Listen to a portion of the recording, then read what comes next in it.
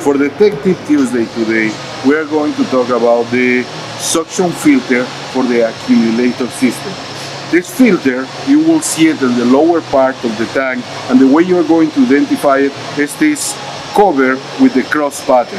To take this one apart, usually I use a pry bar and it fits perfectly into the system. I break loose this one a little bit so we don't have to fight that much with it, but once you manage to break it loose, just unscrew it.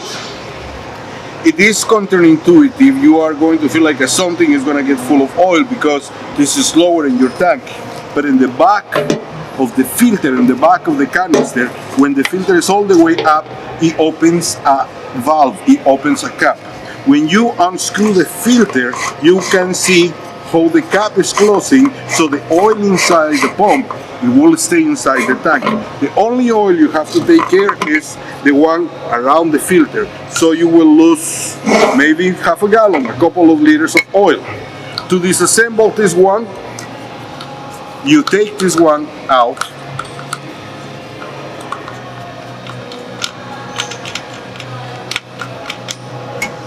pull the filter out,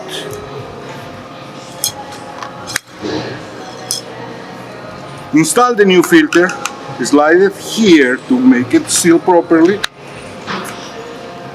center the cover once more.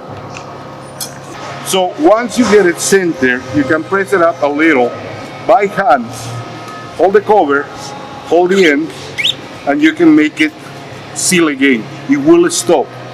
Slide it in, and when you slide this one in, the moment you make contact with the back, you will start opening the cover in the back, so the oil will go through the system, get filtered, and it goes to your accumulator pump.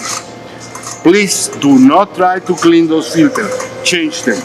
Your accumulator filter and your boom filter has to be changed every 250 hours of pumping, and your main return filter, the long filter on top of inside the tank, every 500 hours. So back to this one.